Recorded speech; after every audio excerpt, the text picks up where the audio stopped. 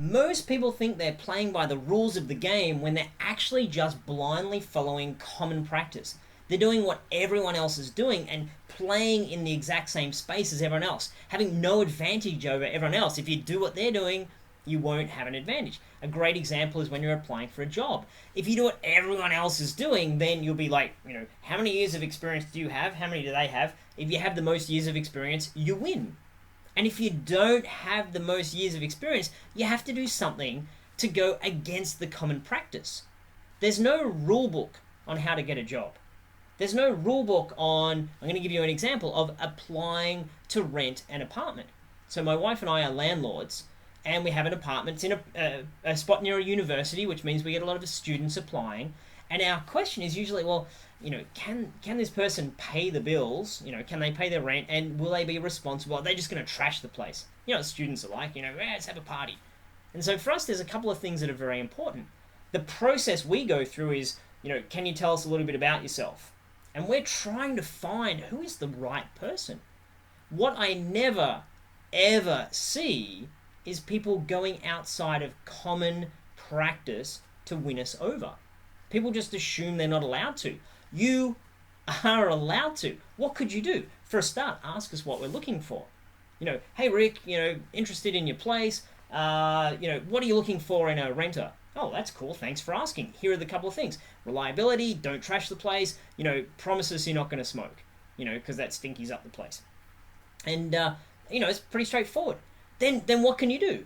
You can take the initiative. You can take action, because action generates opportunity.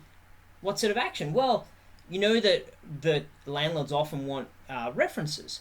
So save me the hassle of calling up your references. Go and video your references. Go, do a Google Hangout, do a Skype call, video them. Hey, do you mind just talking for 60 seconds on me as being a great renter, being someone who's trustworthy, being someone who doesn't have big parties, whatever it is. And then when you're applying to rent our place, or any place, I'm using our thing as an example, when you're applying to rent a place, you say, hey, I'm really interested in your place. Here are 3 videos I've recorded of people talking about me.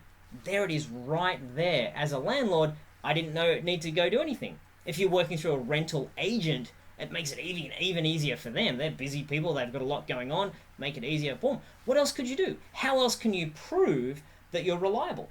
Today's day and age, video, as we're doing here, video is fantastic. Record a video of yourself. This is a dumb example, but I don't know, helping people down at the local shelter, down at your local pet rescue place.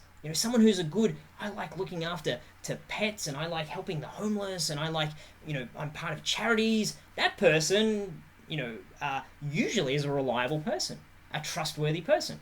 So if you send that kind of stuff, I know you want reliable and trustworthy. What information can I gather? What can I do? What action can I take to give that to you?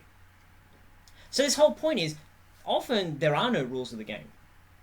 Often there is no you must or you must not. It's just, well, people kind of always do this. Look at those, break the rules, and you will stand well above everyone else who's going through the same old process. You will stand out. 0 people have ever done this when they're applying for our apartment.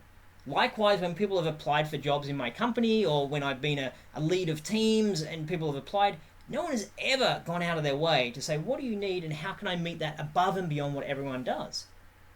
But if and when someone does that, boom, they take off. When I coach people to do that, they stand out so much. Employers love that stuff. So anyway, hopefully this brief conversation has been useful for you. As always, I love reminding you that action generates opportunity. Take action in your life, and take action with consistency and with courage and with consideration, and you will generate those opportunities in your life that get you where you want to get to.